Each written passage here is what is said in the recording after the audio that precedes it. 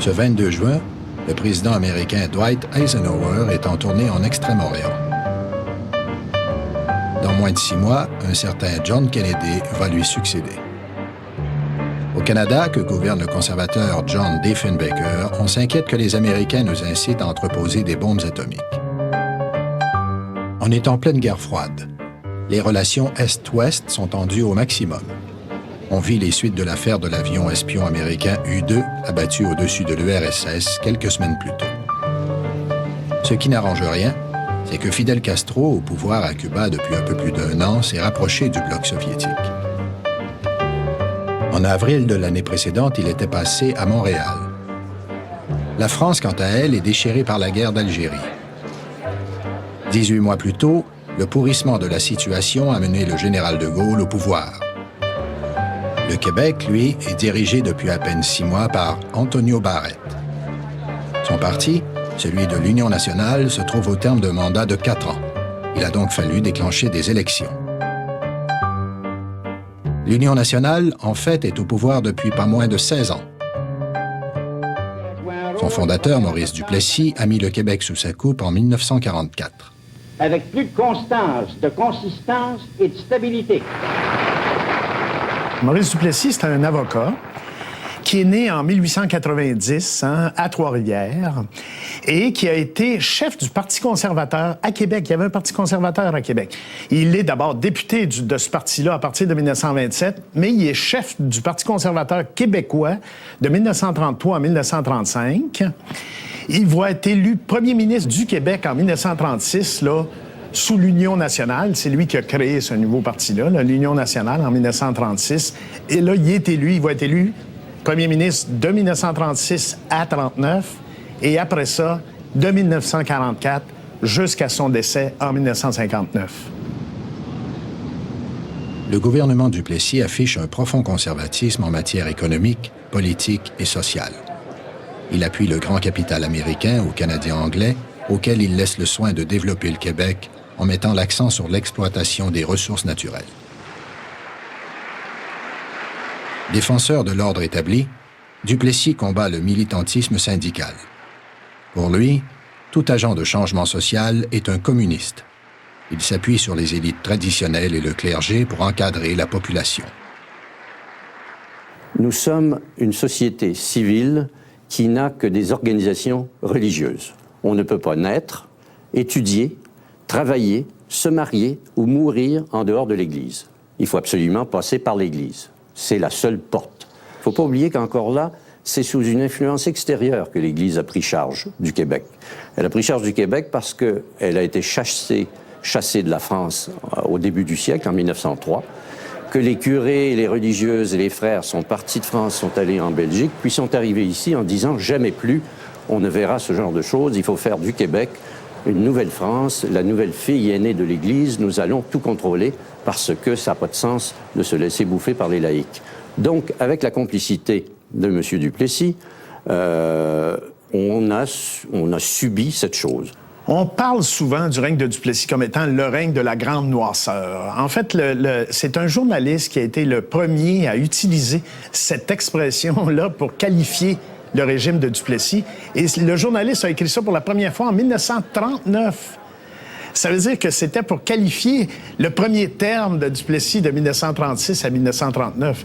Et l'expression va durer. On va l'utiliser là, pour qualifier la partie de 1944 à 1959 où il va être à nouveau premier ministre pour qualifier son régime, la grande noirceur. Mais le Québec a des côtés où il est très nouveau. La télévision arrive en 1952, c'est une ouverture sur le monde. Donc, il faut faire attention avec l'expression de la grande noirceur. C'est vrai et c'est pas vrai. Le Québec des années 50, industrialisé et urbanisé, contredit le Québec agricole et messianique que persistent à propager les duplessistes. Comme partout en Occident, l'agriculture québécoise n'est pas parvenue à se moderniser assez vite et assez profondément pour empêcher l'abandon graduel des terres. Il y a des gens qui vont réagir, des intellectuels, entre autres. Hein? Il y a eu la Fondation Tissé Libre en 1950, avec, entre autres, Pierre Trudeau, Gérard Pelletier. Bon, il y a la maison d'édition L'Hexagone, hein, qui va arriver en 1952. Déjà, en 1948, il y avait eu le Refus global, hein, qui contestait violemment la société québécoise traditionnelle. Le Québec n'est pas mort sous Duplessis. Le Québec s'est pas écrasé sous Duplessis. Il y avait encore une vie qui était très riche, en particulier intellectuellement. Ce qu'il faut comprendre, c'est que la Révolution tranquille est un sous-produit de la guerre. Ça a d'abord, évidemment, été une sorte de transformation américaine aux États-Unis. Il y a des individus qui avaient produit des maisons préfabriquées pour l'armée et qui se sont dit pourquoi on ne ferait pas ça pour les civils. Ils ont inventé les banlieues. Voyant les banlieues, quelqu'un s'est dit il leur faut un centre d'achat avec un parking. Ils ont inventé le centre d'achat. Tout ça nous a rejoint avec les drive-in, avec la musique et tout le reste, nous a rejoint lentement. Nous aussi, au Québec, nous avions été bouleversés par la guerre, c'est-à-dire que les femmes s'étaient mises au travail dans les usines, le pays s'était enrichi, et on peut dire que ça a continué à s'enrichir dans les années 50. Sauf que comme il y avait une espèce de couvercle politique, on ne se rendait pas compte que ici aussi ça évoluait. À la fin de son règne, en 1959, peut-être que la gestion de Maurice Duplessis est dépassée. Hein? On n'est plus à l'époque des rois nègres. On a développé ailleurs des techniques pour vivre décemment la démocratie. Le Québec tarde justement à devenir véritablement démocrate. Et en ce sens-là, on peut dire qu'à la fin de son règne, effectivement, Duplessis est dépassé. Au Canada, on voit la même fatigue chez King, qui est mort en 48-49, remplacé par Saint-Laurent, qui fait vraiment image de grand-père à travers le Canada. Et cette côté vieillot, rassurant, commence à aboutir, quand on arrive à la fin des années 50, aboutir à une demande de renouvellement. Et Diefenbaker arrive un peu comme une bombe, comme un renouvellement. Et on voit beaucoup de questions, si on prend la question de la nation, la question du drapeau, vient sur la table. Est-ce que le drapeau canadien doit être les deux nations fondateurs, les deux pays, disons le fleur-de-lys et le Jack, ou est-ce que ça doit être un nouveau symbole? On avait l'assurance maladie, on avait l'assurance pour les hôpitaux, deux grands blocs dans la structure, la construction de notre état de bien-être qu'on met en question maintenant, mais au temps de nos parents, c'était central à leur sens de ce que c'était la société canadienne. C'est-à-dire que on n'a pas eu une révolution tranquille dans le reste du Canada, mais si on regarde bien, l'État a bien changé.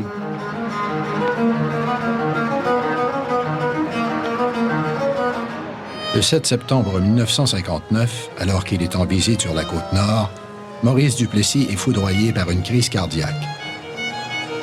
Déjà, au cours du dernier mandat de Maurice Duplessis, on peut sentir que ses troupes sont contaminées par un goût de changement, un désir de changement. Et quand Paul Sauvé lui succède, au mois de septembre 1959, on voit tout de suite qu'il est fringant, qu'il est désireux de changer les choses, de libérer, de donner un peu d'air au Québec qui étouffait et qui, d'ailleurs, le manifeste dès la mort de Duplessis, qu'il étouffe. Il n'exprime pas un deuil, il exprime de l'espoir.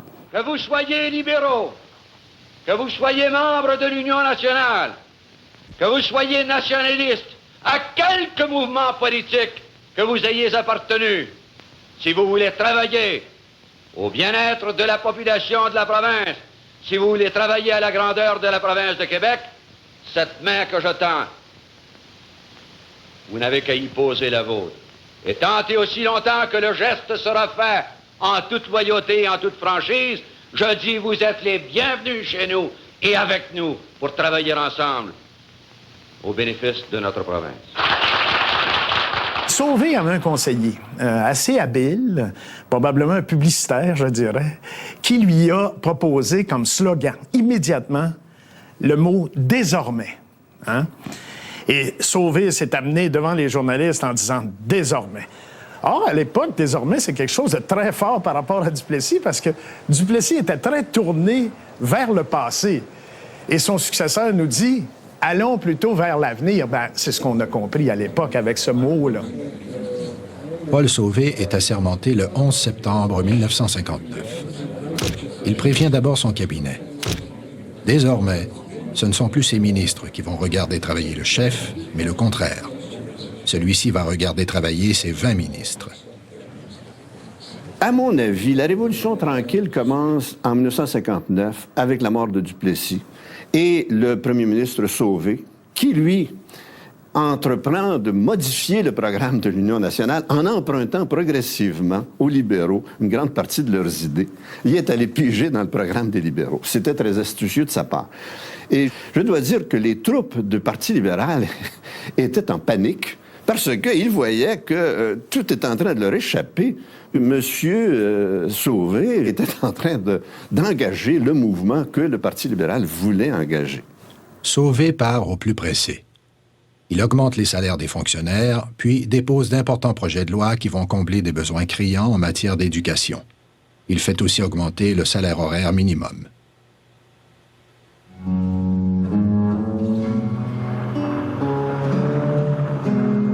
Le 2 janvier 1960, la nouvelle éclate comme une bombe.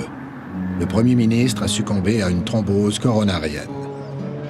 Et les journalistes disent c'est M. Untel qui va le remplacer, ou c'est M. Untel, il n'y a pas encore de femmes en politique. Hein? Donc, c'est un monde d'hommes et on évoque une série de noms. Bon, Joe Débégin, puis tout le monde y passe. Mais voyons voir. Et finalement, c'est Antonio Barrett, le député de Joliette, qui reçoit le mandat de succéder à Paul Sauvé. Et vite, on va voir qu'avec cet homme-là, il n'y a pas beaucoup de choses qui vont changer. Cet homme-là est d'une mentalité traditionnelle.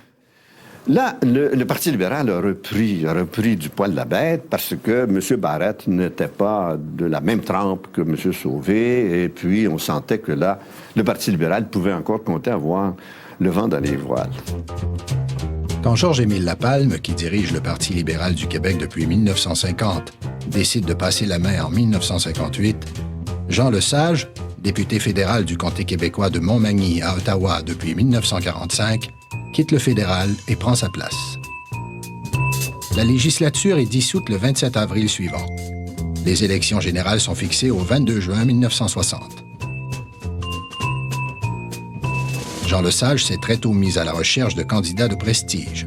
Il recrute un juriste, Paul Gérin-Lajoie, puis une star de l'information à la télévision, René Lévesque. Sitôt les élections déclenchées, le Parti libéral évoque un certain nombre de propositions. Hein. Il annonce que s'il est porté au pouvoir, on va avoir une assurance hospitalisation au Québec. On va faire une enquête sur les comptes publics, hein, parce que le Parti libéral soupçonnait l'Union nationale d'avoir, magouillé, d'avoir détourné de l'argent et tout. Donc, on promet déjà une enquête sur les comptes publics. On dit qu'on va sans doute toucher à l'éducation. Mais déjà, l'Union nationale, avec Antonio Barrett à sa tête, commence à dire que c'est un programme de gauchistes. Et on laisse même entendre que ça serait peut-être des communistes, que quelqu'un comme René Lévesque, qui a déjà accueilli Castro à Montréal, quand Castro est venu, il y aurait peut-être des liens avec le Parti communiste, là, en Russie autant qu'à Cuba. On échappe des choses comme ça. Antonio Barrett annonce que si René Lévesque, après avoir perdu ses élections, retournait à Radio-Canada, le Québec, en signe de protestation, prendrait des mesures nécessaires pour avoir sa propre télévision d'État. Les Québécoises comptent pour 52 % de l'électorat. Le jour même de l'élection, la presse clame fièrement que la femme vote aujourd'hui selon ses convictions. C'est peut-être vrai que le 22 juin, les femmes ont voté selon leurs convictions et avec enthousiasme, comme d'ailleurs la plupart des gens qui avaient le droit de vote à cette époque-là. Mais c'était un moment dans l'histoire du Québec où chacun sentait, surtout grâce au programme et au débat qui avait précédé l'élection, qu'on participait à un événement d'importance capital pour ce qu'on allait bientôt appeler l'État du Québec. Et je pense que dans les années qui vont suivre, les femmes vont se faire elles-mêmes une opinion et parvenir à appuyer des mesures politiques ou des projets politiques qui les intéressent.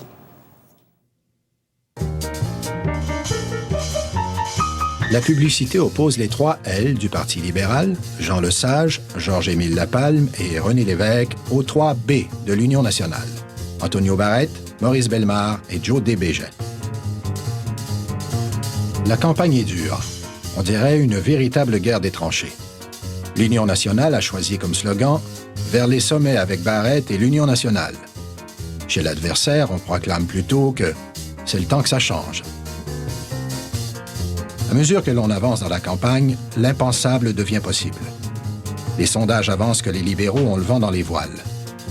Le dimanche précédant le jour du vote, les curés des diocèses de la province donnent lecture en chaire des recommandations de l'Église sur l'exercice du vote. Le texte finit sur ces mots. « Le bon Dieu, il faut que tout commence et finisse par lui. Priez-le qu'il inspire votre choix et qu'il anime votre élu de son esprit. » Le 22 juin 1960, à 9 heures précises, les bureaux de vote sont ouverts et ils vont le rester jusqu'à 18h30.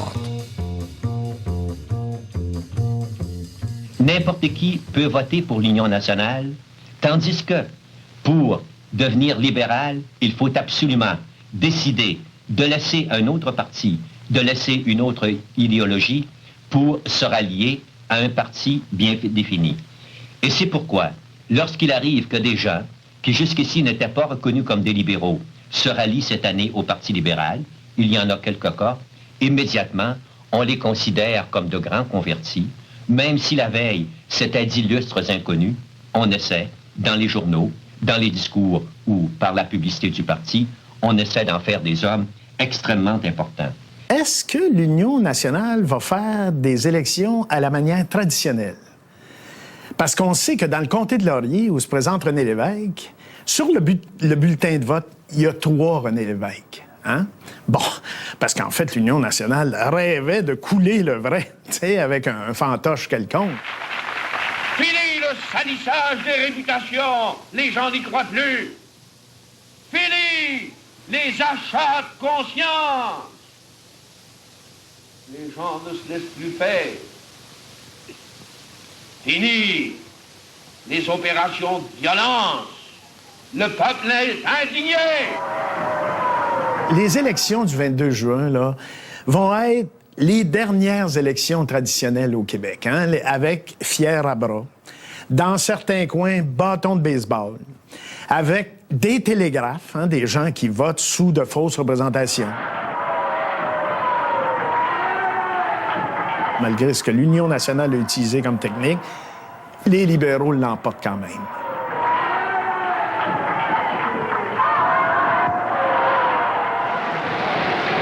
C'est une victoire merveilleuse. C'est une victoire pour les jeunes, n'est-ce pas, qui sont libérés du manque de sécurité pour l'avenir.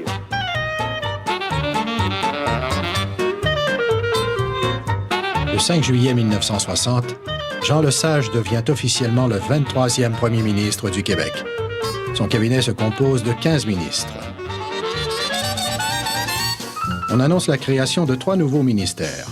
Le 7 juillet, c'est la quasi-création de ministère de l'Éducation dont Paul Gérin-Lajoie serait le titulaire. Le 10, Lesage annonce que son gouvernement verra à protéger le visage français du Québec. Le lendemain, le nouveau ministre de la Santé annonce qu'il a amorcé des pourparlers avec son vis-à-vis fédéral quant à l'assurance hospitalisation qui a déjà cours au Canada, sauf au Québec. Le 13 juillet, on crée un bureau de la trésorerie pour scruter les dépenses du gouvernement dont les montants dépassent les 15 000 $. Le 15, on annonce qu'à l'avenir, les chèques pour les versements de subventions seront envoyés directement à leurs destinataires sans passer par le député. On commence déjà à parler de la nationalisation des compagnies privées d'électricité. Dans le quotidien Le Devoir, Pierre Laporte écrit « Nous venons de vivre 30 jours qui ont ébranlé la province ».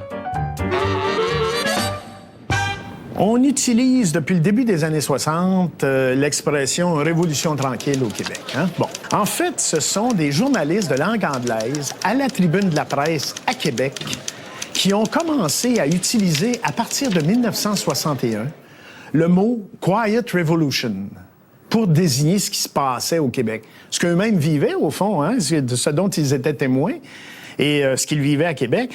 Et là, ça va... Dans le monde, au Canada anglais, on va parler vite de Quiet Revolution.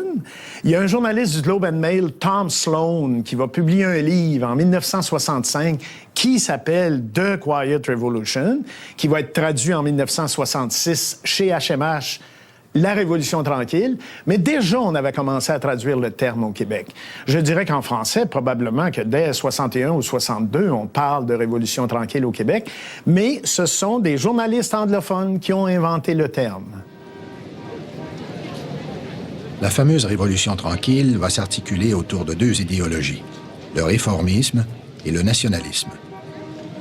On crée, par exemple, la Caisse de dépôt. On va créer la Société générale de financement. Et ce sont là des outils qui vont amener le développement d'une économie proprement québécoise, hein, où, entre autres, les profits vont rester au Québec et ne seront pas amenés à l'étranger parce que le capital est étranger. Et voilà pourquoi on va parler d'État-providence. Nationalisme, ben ça se comprend. C'est pas la première fois que le Québec est nationaliste. Hein? Le Parti libéral, avec un homme comme René Lévesque, entre autres, Jean Lesage lui-même, ils vont exalter la fierté québécoise. Mais déjà, d'autres groupes poussent l'idée plus loin. En 1960, il y a un chimiste qui travaille pour le gouvernement fédéral, qui s'appelle Marcel Chaput, qui publie un travail incendiaire qui s'intitule « Pourquoi je suis séparatiste ».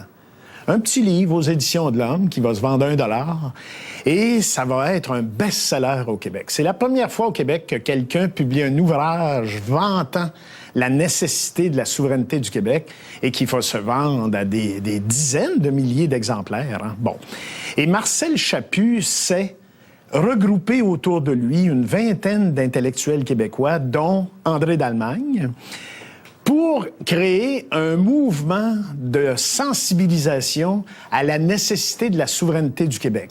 Il va appeler ça le Rassemblement pour l'indépendance nationale. Et là, ces gens-là vont se promener dans toutes les régions du Québec, dans les collèges, hein, dans les séminaires. Moi, j'ai vu Chaput à Trois-Rivières qui donnait une conférence sur la nécessité de l'indépendance et pour justement sensibiliser la population à cette idée-là. En janvier 1962, le magazine Maclean publie les résultats d'un sondage sur la question.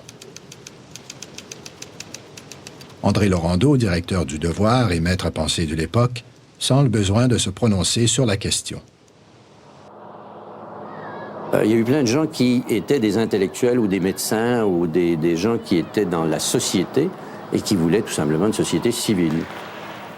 Il y a, au début des années 60, une réunion d'écrivains qui se préoccupent de littérature, mais aussi de la société, et qui constatent que l'enseignement n'est pas conforme à ce que l'on souhaite. La façon dont on enseigne dans nos écoles québécoises est archaïque. On décide de former le mouvement laïque de langue française, qui remet en question toute l'hégémonie ecclésiale et demande que l'on ait des écoles ouvertes à tous, qui ne soient pas des écoles religieuses.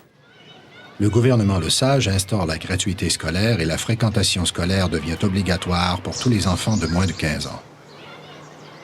Le problème de l'éducation est criant au Québec en 1960. D'une part, les commissions scolaires ne dispensent en général l'enseignement que jusqu'à la 7e année.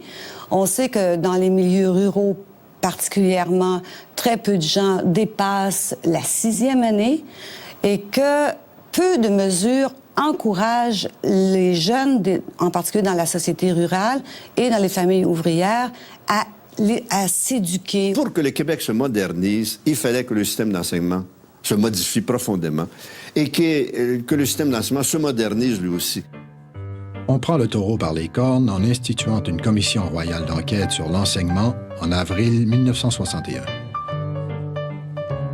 Monseigneur Alphonse-Marie Parent, alors vice-recteur de l'Université Laval, allait la présider.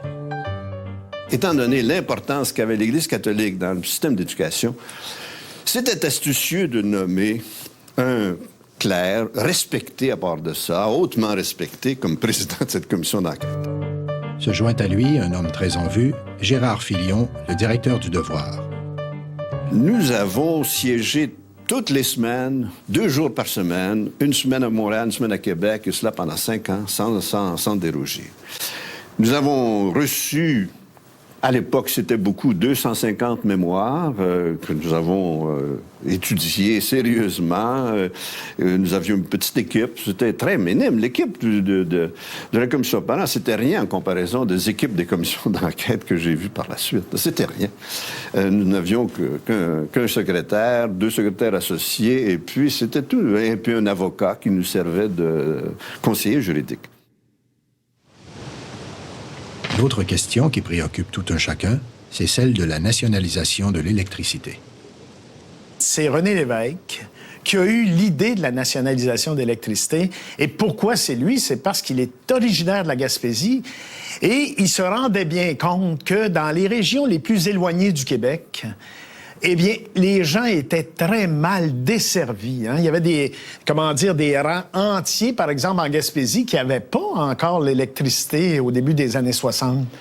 Et ce que j'avais à l'esprit, je me souviens que même avant d'accepter d'être candidat, j'en avais parlé avec M. Lesage à ce moment-là, au printemps de 60, c'était au moins qu'on regarde de très près une chose que moi j'avais comme souvenir presque d'adolescent, du temps de Philippe Hamel, Chaloux, etc., la possibilité de finir l'Hydro-Québec et de prendre au moins ce domaine-là chez nous, où la production et le marché sont tous les deux devraient, dans tous les pays normaux, je pense, être sous le contrôle de la population, d'essayer d'explorer au plus vite ce domaine-là.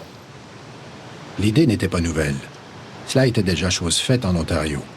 Au Québec, le docteur Hamel menait une croisade là-dessus depuis les années 30. En 1962, René Lévesque parle à Jean Lesage et lui dit « Moi, je suis prêt à mettre ma tête sur le bio pour la nationalisation de l'électricité. » Lesage dit « Ça n'a pas de sens. » Et pourquoi il dit « Ça n'a pas de sens? » Parce que ça faisait 2 ans qu'on disait que les libéraux étaient des gauchistes et peut-être des communistes. Et Fidel Castro, ça faisait 2 ans qu'il nationalisait à Cuba. Et Lévesque a dit, voyons donc, il faut faire fi de ces accusations-là, puis nationaliser l'électricité. Lesage a dit à Lévesque, si le cabinet décide qu'on ne fait pas la nationalisation d'électricité, on n'offre pas la nationalisation d'électricité et vous allez devoir démissionner. Lévesque est arrivé à cette réunion-là très bien préparé. Il avait demandé un tableau noir, il avait tous ses chiffres en main, et ça a passé comme une lettre à la poste. Consensus. Il y avait un consensus sur la question de principe.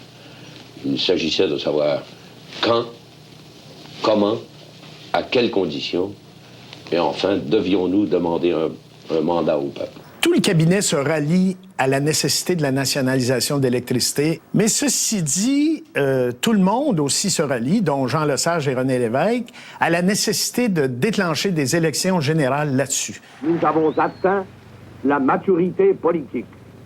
Nous sommes prêts maintenant pour la libération économique. Il n'y a plus de maintenant ou jamais. Ce soir, nous devons dire, c'est maintenant que nous deviendrons maîtres chez nous.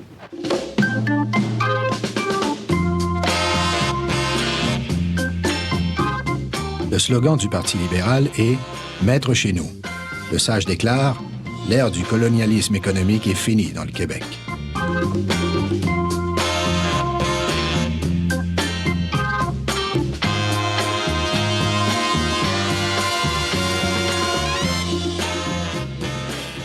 Une première a lieu dans les derniers jours de la campagne électorale.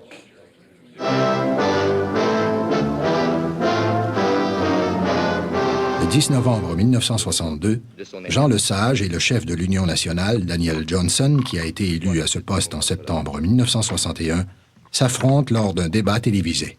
C'est une première au Québec. C'est M. Jean Lesage. Il nous faut nationaliser. C'est maintenant qu'il faut le faire parce que plus nous retardons, plus ça peut être dispendieux. C'est essentiel, il faut que nous y allions dès maintenant. Ce qui m'inquiète, moi, ce sont les chiffres. Le Parti libéral reçoit un mandat on ne peut plus clair de la population. Il est reporté au pouvoir avec 56% du suffrage. Tel que convenu, le gouvernement Lesage va travailler à la réalisation de la nationalisation. Au printemps suivant, à toutes fins utiles, l'opération sera terminée. Dans le cas de la Gaspésie, il y avait surtout de fournir le courant d'une façon, si vous voulez, efficace pour le développement industriel. Mais une chose qui a été permise par l'hydro, c'est la fourniture d'électricité à un prix qui permettait, par exemple, qu'à Chandler, il y ait le développement de la papeterie et que ça cesse de péricliter comme ça le faisait depuis longtemps, parce qu'il y avait une question de fourniture d'énergie. C'était pas le seul facteur, mais si celui-là n'était pas réglé, il n'aurait pas eu. À la même époque, la vie québécoise est troublée par un coup de tonnerre. La Commission Parent publie son premier rapport. L'autre grande réalisation du gouvernement Lesage s'esquisse. Nous avons proposé que le ministre de l'Éducation ait l'entière responsabilité à la fois du financement de l'administration et des programmes de l'enseignement, et que le Conseil supérieur d'éducation ne soit que consultatif. Donc, deuxième surprise à la sortie de cette première tranche du rapport, c'était que les évêques étaient balayés. Ils ne faisaient plus du tout partie du comité catholique. On proposait que le Conseil supérieur d'éducation ait un comité catholique et un comité protestant, mais formé d'une manière totalement différente et sans la place des évêques. Ça a été un choc dans l'épiscopat. Et je me rappelle encore Jean Lesage disant « Un ministère de l'Éducation », en français, il a dit « Over my dead body ». La simple idée qu'il y aurait un ministère de l'Éducation lui rentrait pas dans le crâne, ne rentrait dans le crâne de personne. Au terme de nombreux débats et consultations, le gouvernement Lesage accouche d'un ministère de l'Éducation. Le 19 mars 1964, Paul Gérin-Lajoie en devient le premier titulaire. Le grand mouvement de la démocratisation de l'enseignement est lancé. La base même de l'avenir du Canada français dans une Amérique du Nord anglo-saxonne, c'est un système d'éducation de toute première qualité, adapté aux exigences concrètes d'un monde moderne en Amérique du Nord. Il y a 1500 commissions scolaires au Québec à ce moment-là. Donc, c'est complètement dément, hein, et chacune a sa petite politique. Et là, la commission de parents a dit, on va faire le ménage là-dedans et on va en nommer 55 au Québec, dans l'ensemble du Québec. 55 commissions scolaires régionales. On va créer aussi des écoles secondaires, mais importantes, mais qu'on va finir par appeler des polyvalentes. Hein? Ça, c'est une chose, en 64. Mais la réforme de l'éducation ne fait que commencer. Hein? Après coup, les années passant, on va mettre sur pied les cégeps.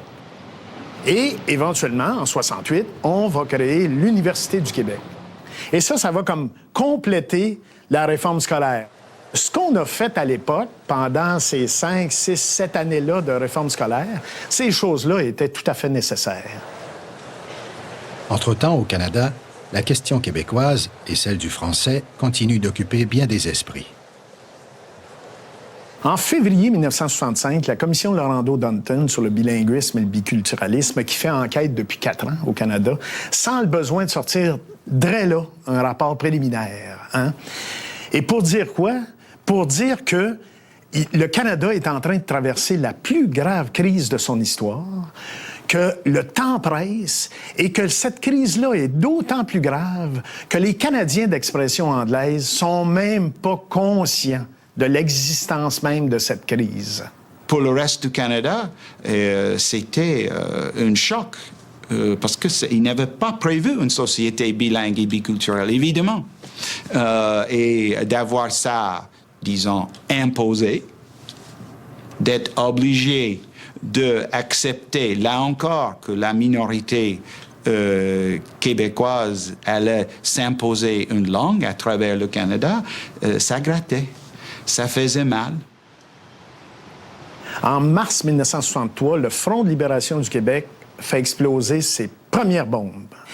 Et on connaissait l'existence du FLQ, hein, parce qu'il y avait eu des communiqués, des mis ici et là, mais on ne croyait pas au Québec, puis ça a été la surprise, qu'il y avait des gens qui étaient prêts à aller jusqu'à mettre des bombes pour la souveraineté du Québec, dans des boîtes aux lettres, dans des manèges militaires et des choses du genre. Ça a été vraiment la surprise générale au Québec. 6 semaines plus tard, une bombe du FLQ fait une première victime en la personne d'un gardien de nuit, un M. William O'Neill, qui travaille dans un bureau de recrutement de l'armée canadienne. À la même époque, en mars 1963, le Rassemblement pour l'indépendance nationale devient un parti politique. La question du statut du Québec fait l'objet de prises de position de plus en plus nombreuses. Le professeur Pierre Elliott Trudeau, par exemple, dénonce l'idéologie nationaliste dans Cité libre. Il écrit « La vérité, c'est que la contre-révolution séparatiste est le fait d'une minorité petite bourgeoise impuissante. » Le ministre des Richesses naturelles, René Lévesque, estime quant à lui que le Québec devra songer à se retirer de la Confédération si on ne parvient pas à faire vivre les deux nations du Canada sur un pied d'égalité dans un régime fédératif. Daniel Johnson, chef de l'Union nationale, déclare à son tour que son parti n'écarte pas la solution de l'indépendance. Claude Ryan, éditorialiste au Devoir, se prononce en faveur de l'hypothèse canadienne. Il m'apparaissait préférable que le Québec continue à faire partie de l'ensemble politique canadien, mais moyennant des conditions, moyennant des changements qui permettraient de tenir compte davantage du caractère du système du Québec. Je trouvais que c'était une orientation préférable au séparatisme pur et simple et également au statu quo. En matière de politique sociale, en matière de politique d'éducation, en matière de politique de développement du territoire, le Québec devrait être le maître d'œuvre sur son territoire.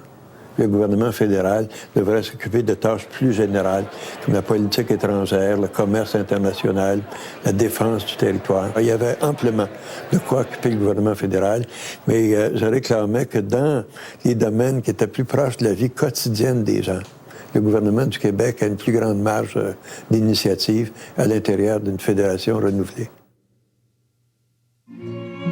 Jean Lesage annonce aussi ses couleurs. Il est résolument fédéraliste, mais, estime-t-il, le régime constitutionnel du Canada doit s'adapter aux conditions nouvelles.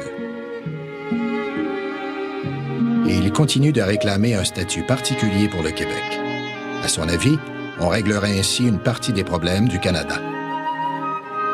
Le partage de la fiscalité est toujours l'objet de négociations ardues avec le gouvernement fédéral. Le 31 mars 1966, le premier ministre Lesage présente le budget pour l'année qui vient. 2 semaines plus tard, il déclenche des élections générales pour obtenir de la population un mandat précis qui le guidera dans ses négociations avec Ottawa en vue d'un nouveau partage de la fiscalité, précise-t-il.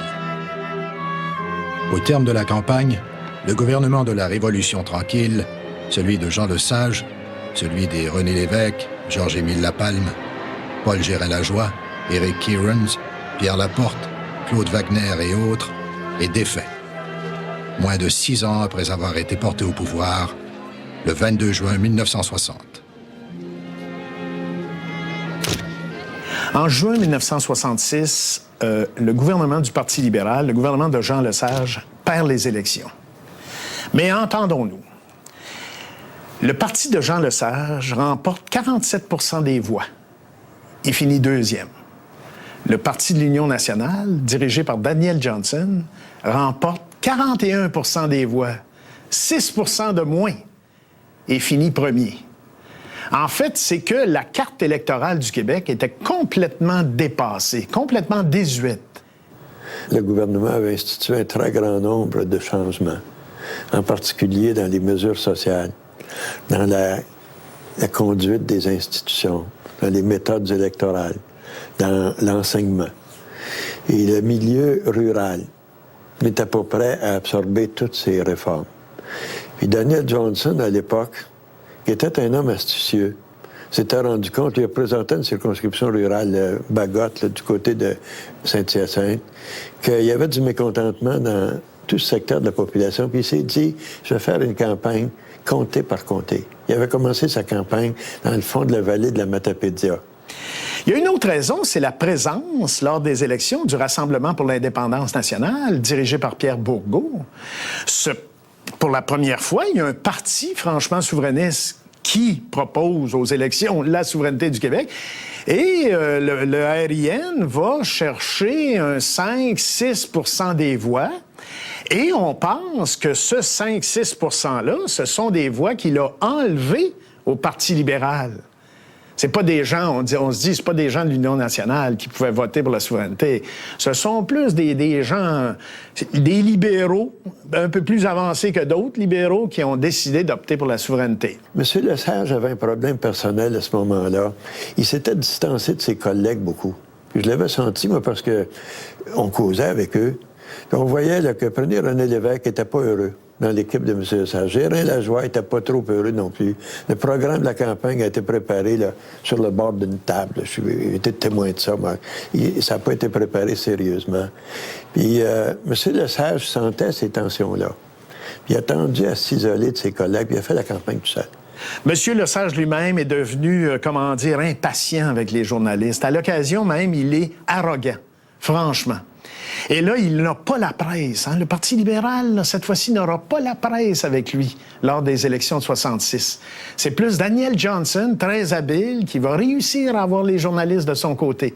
Donc, on le voit, il y a plusieurs raisons à l'échec du Parti libéral en juin 1966.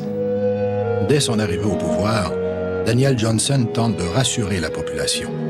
La Révolution tranquille, affirme-t-il au lendemain du scrutin, n'est pas une invention libérale.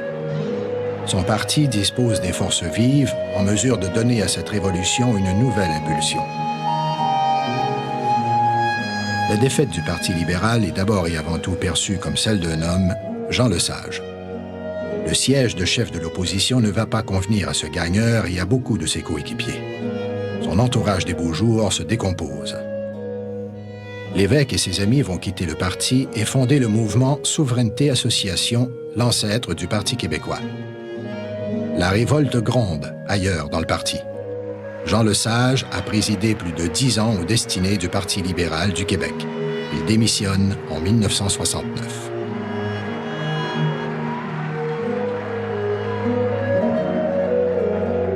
Il sort bientôt de l'actualité et entre dans l'histoire. Il incarnera à jamais l'homme de ce 22 juin 1960 où tout semblait possible.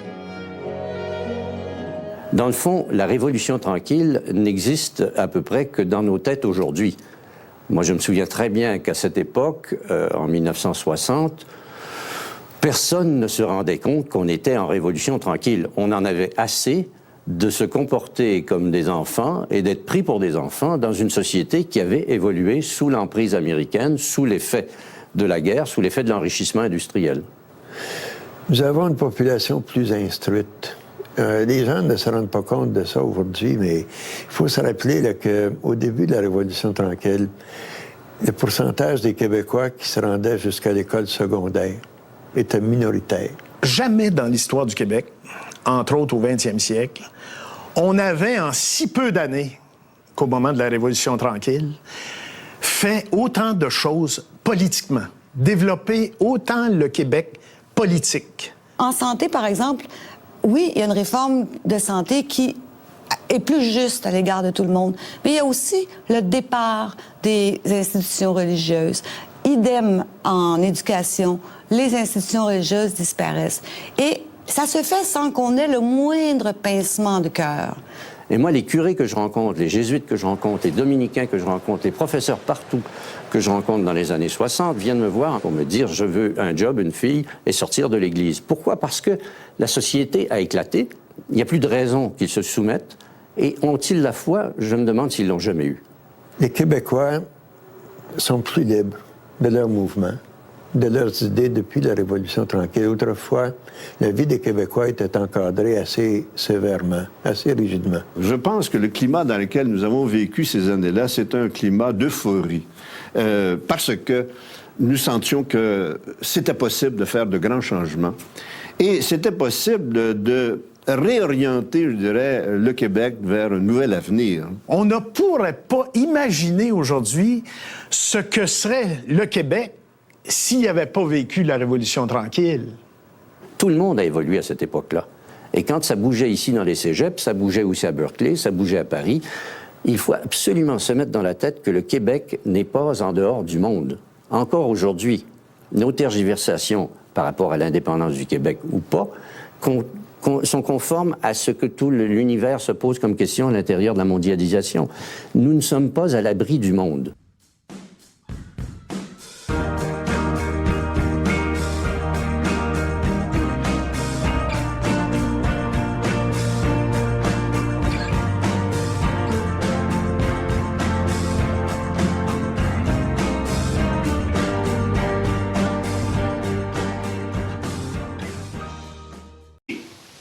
Les opérations de violence. Le peuple est indigné. Les élections du 22 juin, là, vont être les dernières élections traditionnelles au Québec, hein, avec fier à bras. Dans certains coins, bâtons de baseball. Avec des télégraphes, hein, des gens qui votent sous de fausses représentations.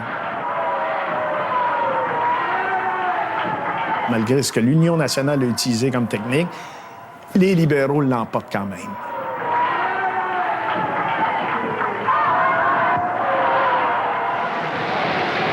C'est une victoire merveilleuse. C'est une victoire pour les jeunes, n'est-ce pas, qui sont libérés du manque de sécurité pour l'avenir.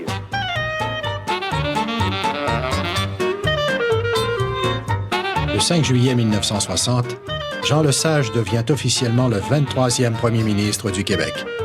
Son cabinet se compose de 15 ministres. On annonce la création de 3 nouveaux ministères. Le 7 juillet, c'est la quasi-création de ministère de l'Éducation dont Paul Gérin-Lajoie serait le titulaire.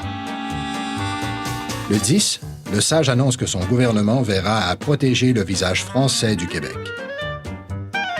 Le lendemain, le nouveau ministre de la Santé annonce qu'il a amorcé des pourparlers avec son vis-à-vis fédéral quant à l'assurance hospitalisation qui a déjà cours au Canada, sauf au Québec. Le 13 juillet, on crée un bureau de la trésorerie pour scruter les dépenses du gouvernement dont les montants dépassent les 15 000 $. Le 15, on annonce qu'à l'avenir, les chèques pour les versements de subventions seront envoyés directement à leurs destinataires sans passer par le député. On commence déjà à parler de la nationalisation des compagnies privées d'électricité. Dans le quotidien Le Devoir, Pierre Laporte écrit « Nous venons de vivre 30 jours qui ont ébranlé la province ».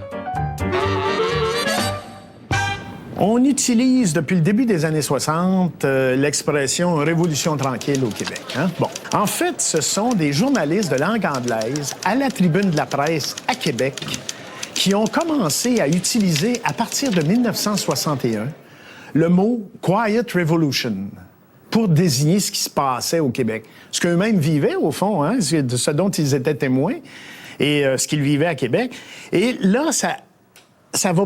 Dans le monde, au Canada anglais, on va parler vite de Quiet Revolution. Il y a un journaliste du Globe and Mail, Tom Sloan, qui va publier un livre en 1965 qui s'appelle The Quiet Revolution, qui va être traduit en 1966 chez HMH, La Révolution tranquille. Mais déjà, on avait commencé à traduire le terme au Québec.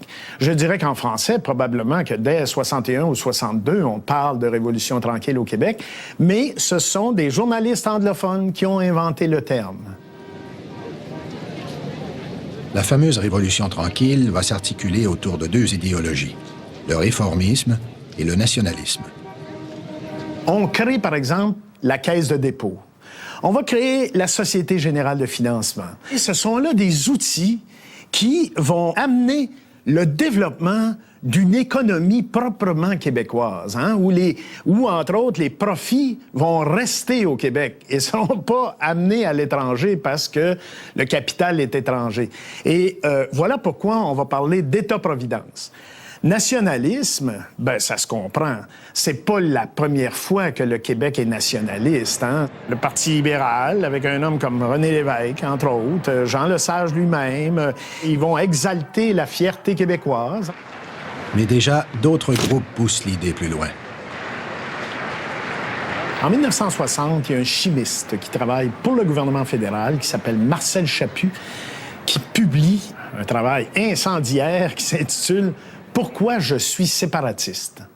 Un petit livre aux Éditions de l'Homme qui va se vendre $1 et ça va être un best-seller au Québec. C'est la première fois au Québec que quelqu'un publie au Québec qui étouffait et qui, d'ailleurs, le manifeste dès la mort de Duplessis qu'il étouffe. Il n'exprime pas un deuil, il exprime de l'espoir.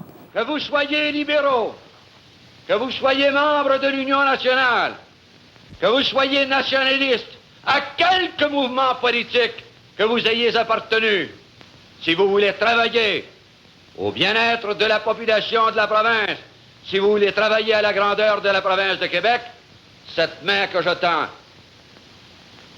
vous n'avez qu'à y poser la vôtre. Et tentez aussi longtemps que le geste sera fait en toute loyauté et en toute franchise, je dis, vous êtes les bienvenus chez nous et avec nous pour travailler ensemble au bénéfice de notre province.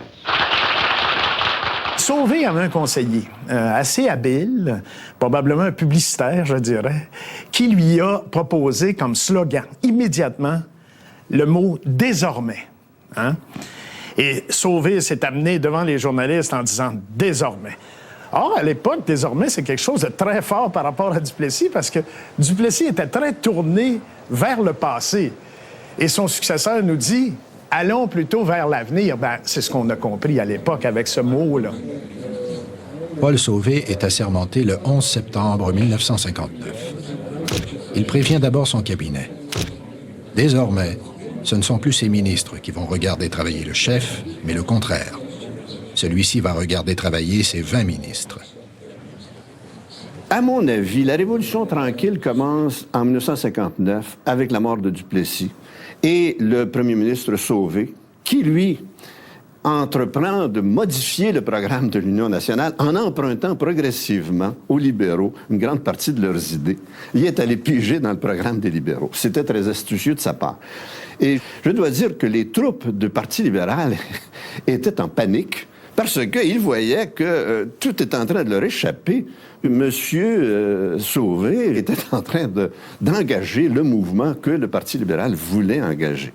Sauvé part au plus pressé. Il augmente les salaires des fonctionnaires, puis dépose d'importants projets de loi qui vont combler des besoins criants en matière d'éducation. Il fait aussi augmenter le salaire horaire minimum.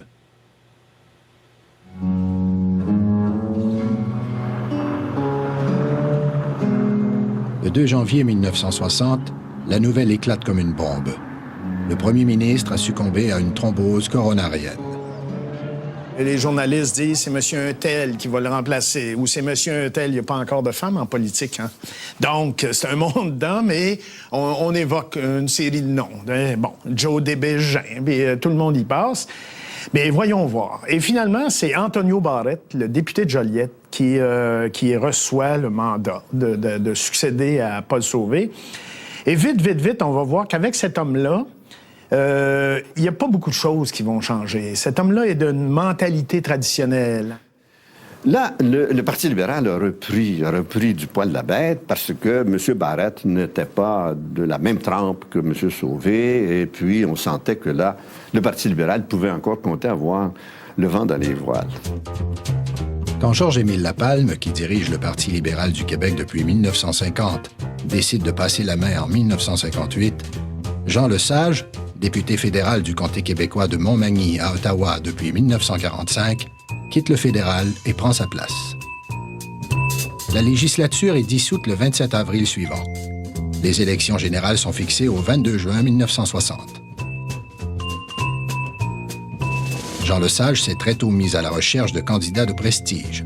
Il recrute un juriste, Paul Gérin-Lajoie, puis une star de l'information à la télévision, René Lévesque. Sitôt les élections déclenchées, le Parti libéral évoque un certain nombre de propositions. Hein? Il annonce que s'il est porté au pouvoir, on va avoir une assurance hospitalisation au Québec. On va faire une enquête sur les comptes publics, hein, parce que le Parti... Ce 22 juin, le président américain Dwight Eisenhower est en tournée en Extrême-Orient.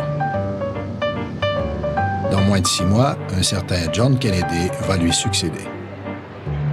Au Canada, que gouverne le conservateur John Diefenbaker, on s'inquiète que les Américains nous incitent à entreposer des bombes atomiques. On est en pleine guerre froide. Les relations Est-Ouest sont tendues au maximum. On vit les suites de l'affaire de l'avion espion américain U-2 abattu au-dessus de l'URSS quelques semaines plus tôt. Ce qui n'arrange rien, c'est que Fidel Castro, au pouvoir à Cuba depuis un peu plus d'1 an, s'est rapproché du bloc soviétique.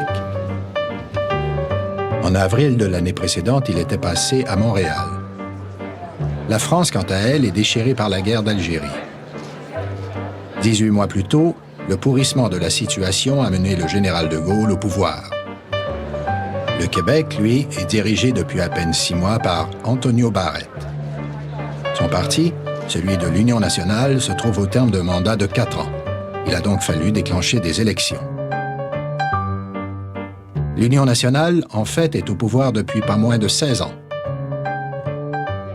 Son fondateur, Maurice Duplessis, a mis le Québec sous sa coupe en 1944. Avec plus de constance, de consistance et de stabilité. Maurice Duplessis, c'est un avocat qui est né en 1890 à Trois-Rivières et qui a été chef du Parti conservateur à Québec. Il y avait un Parti conservateur à Québec. Il est d'abord député de ce parti-là à partir de 1927, mais il est chef du Parti conservateur québécois de 1933 à 1935. Il va être élu premier ministre du Québec en 1936, là, sous l'Union nationale. C'est lui qui a créé ce nouveau parti-là, l'Union nationale, en 1936. Et là, il va être élu premier ministre de 1936 à 1939, et après ça, de 1944 jusqu'à son décès en 1959. Le gouvernement Duplessis affiche un profond conservatisme en matière économique, politique et sociale. Il appuie le grand capital américain ou canadien anglais, auquel il laisse le soin de développer le Québec en mettant l'accent sur l'exploitation des ressources naturelles. Défenseur de l'ordre établi, Duplessis combat le militantisme syndical. Pour lui, tout agent de changement social est un communiste. Il s'appuie sur les élites traditionnelles et le clergé pour encadrer la population. Nous sommes une société civile qui n'a que des organisations religieuses. On ne peut pas naître, étudier, travailler, se marier ou mourir en dehors de l'Église. Il faut absolument passer par l'Église. C'est la seule porte. Il ne faut pas oublier qu'encore là, c'est sous une influence extérieure que l'Église a pris charge du Québec.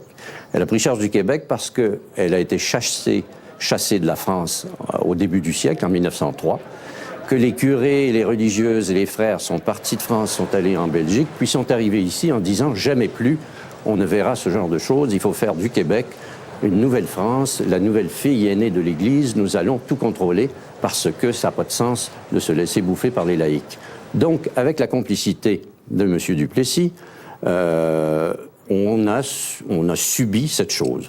On parle souvent du règne de Duplessis comme étant le règne de la grande noirceur. En fait, c'est un journaliste qui a été le premier à utiliser cette expression-là pour qualifier le régime de Duplessis.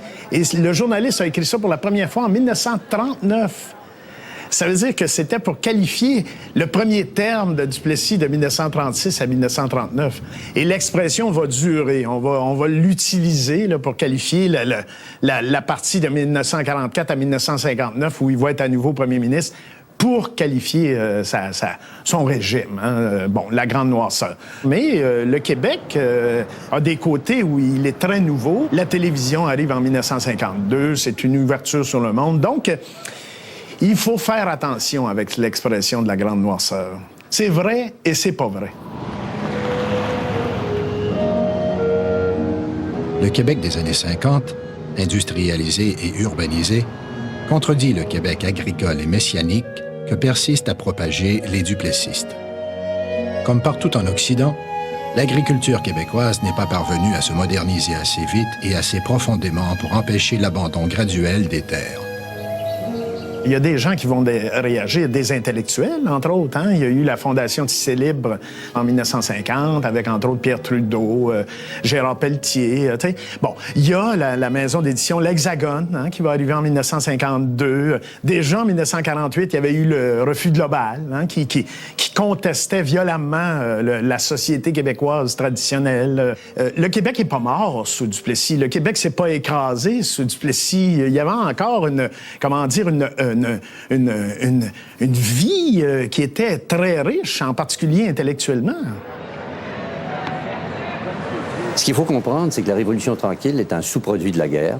Ça a d'abord évidemment été une sorte de transformation américaine aux États-Unis. Il y a des individus qui avaient produit des maisons préfabriquées pour l'armée qui se sont dit pourquoi on ne ferait pas ça pour les civils. Ils ont inventé les banlieues. Voyant les banlieues, quelqu'un s'est dit il leur faut un centre d'achat avec un parking. Ils ont inventé le centre d'achat. Tout ça nous a rejoint avec les drive-in, avec la musique et tout le reste, nous a rejoint lentement.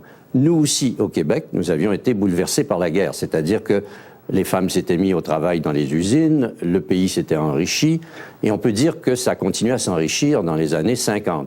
Sauf que comme il y avait une espèce de couvercle politique, on ne se rendait pas compte que ici aussi, ça évoluait. À la fin de son règne, en 1959, peut-être que la gestion de Maurice Duplessis est dépassée. Hein? On n'est plus à l'époque des rois nègres. On a développé ailleurs des techniques pour vivre décemment la démocratie. Le Québec tarde justement à devenir véritablement démocrate. Et en ce sens-là, on peut dire qu'à la fin de son règne, effectivement, Duplessis est dépassé. Au Canada, on voit la même fatigue chez King, qui est mort en 48-49, remplacé par Saint-Laurent, qui fait vraiment image de grand-père à travers le Canada. Et cette côté vieillot, rassurant, commence à aboutir, quand on arrive à la fin des années 50, aboutir à une demande de renouvellement. Et Diefenbaker arrive un peu comme une bombe, comme un renouvellement. Et on voit beaucoup de questions, si on prend la question de la nation, la question du drapeau, vient sur la table. Est-ce que le drapeau canadien doit être les deux nations fondateurs, les deux pays, disons le fleur-de-lys et le Jack, ou est-ce que ça doit être un nouveau symbole? On avait l'assurance maladie, on avait l'assurance pour les hôpitaux, deux grands blocs dans la structure, la construction de notre état de bien-être qu'on met en question maintenant, mais au temps de nos parents, c'était central à leur sens de ce que c'était la société canadienne. C'est-à-dire que on n'a pas eu une révolution tranquille dans le reste du Canada, mais si on regarde bien, l'État a bien changé.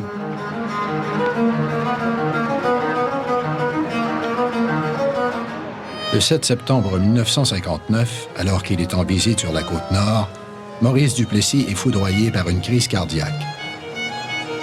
Déjà, au cours du dernier mandat de Maurice Duplessis, on peut sentir que ses troupes sont contaminées par un goût de changement, un désir de changement. Et quand Paul Sauvé lui succède, au mois de septembre 1959, on voit tout de suite qu'il est fringant, qu'il est désireux de changer les choses, de libérer, de donner un peu d'air à... Les libéraux soupçonnaient l'Union nationale d'avoir, magouillé, d'avoir détourné de l'argent et tout. Donc, on promet déjà une enquête sur les comptes publics. On dit qu'on va sans doute toucher à l'éducation. Mais déjà, l'Union nationale, avec Antonio Barrette à sa tête, commence à dire que c'est un programme de gauchistes. Et on laisse même entendre que ça serait peut-être des communistes. Que quelqu'un comme René Lévesque, qui a déjà accueilli Castro à Montréal, quand Castro est venu, il y aurait peut-être des liens avec le Parti communiste, là, en Russie autant qu'à Cuba. On échappe des choses comme ça. Antonio Barrette annonce que si René Lévesque, après avoir perdu ses élections, retournait à Radio-Canada, le Québec, en signe de protestation, prendrait des mesures nécessaires pour avoir sa propre télévision d'État.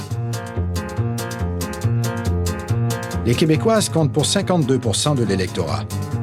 Le jour même de l'élection, la presse clame fièrement que la femme vote aujourd'hui selon ses convictions. C'est peut-être vrai que le 22 juin, les femmes ont voté selon leurs convictions et avec enthousiasme, comme d'ailleurs la plupart des gens qui avaient le droit de vote à cette époque-là. Mais c'était un moment dans l'histoire du Québec où chacun sentait, surtout grâce au programme et au débat qui avait précédé l'élection, que on participait à un événement d'importance capital pour ce qu'on allait bientôt appeler l'État du Québec. Et je pense que dans les années qui vont suivre, les femmes vont se faire elles-mêmes une opinion et parvenir à appuyer des mesures politiques ou des projets politiques qui les intéressent.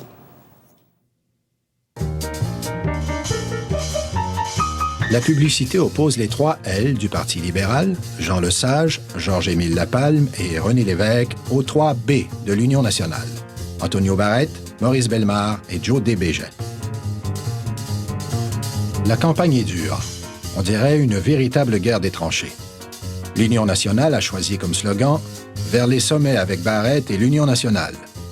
Chez l'adversaire, on proclame plutôt que « c'est le temps que ça change ». À mesure que l'on avance dans la campagne, l'impensable devient possible. Les sondages avancent que les libéraux ont le vent dans les voiles. Le dimanche précédant le jour du vote, les curés des diocèses de la province donnent lecture en chaire des recommandations de l'Église sur l'exercice du vote. Le texte finit sur ces mots. « Le bon Dieu, il faut que tout commence et finisse par lui. Priez-le qu'il inspire votre choix et qu'il anime votre élu de son esprit. » Le 22 juin 1960, à 9 heures précises, les bureaux de vote sont ouverts et ils vont le rester jusqu'à 18h30. N'importe qui peut voter pour l'Union nationale, tandis que pour devenir libéral, il faut absolument décider de laisser un autre parti, de laisser une autre idéologie pour se rallier à un parti bien défini. Et c'est pourquoi, lorsqu'il arrive que des gens qui jusqu'ici n'étaient pas reconnus comme des libéraux, se rallient cette année au Parti libéral, il y en a quelques cas, immédiatement, on les considère comme de grands convertis, même si la veille, c'était d'illustres inconnus, on essaie, dans les journaux, dans les discours ou par la publicité du parti, on essaie d'en faire des hommes extrêmement importants. Est-ce que l'Union nationale va faire des élections à la manière traditionnelle? Parce qu'on sait que dans le comté de Laurier, où se présente René Lévesque, sur le bulletin de vote, il y a 3 René Lévesque. Hein? Bon, parce qu'en fait, l'Union nationale rêvait de couler le vrai, tu sais, avec un fantoche quelconque. Fini le salissage des réputations, les gens n'y croient plus. Fini les achats de conscience. Les gens ne se laissent plus faire. Fini